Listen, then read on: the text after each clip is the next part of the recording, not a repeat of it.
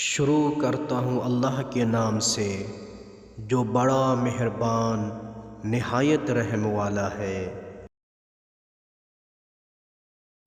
خداوند کریم نے حضرت موسیٰ علیہ السلام کو وحی فرمائی کہ اے موسیٰ کبھی کوئی عمل خالصتاً میرے لیے کیا ہے؟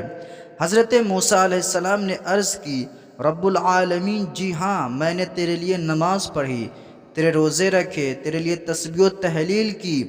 اللہ تعالیٰ نے فرمایا اے موسیٰ نماز پل صراط سے تمہارے گزرنے کا ذریعہ ہے، روزہ تمہیں آگ سے بچانے والی ڈھال ہے، اور تسبیح و تحلیل تمہارے جنت کے درجات کا سبب ہے۔ یہ سب کام تو تمہارے اپنے لیے ہیں، بتاؤ کبھی کوئی کام خالصتاً میرے لیے کیا ہے؟ حضرت موسیٰ علیہ السلام رونے لگے اور پوچھا رب العالمین تیرے لیے خالصتاً عمل کون سا ہے؟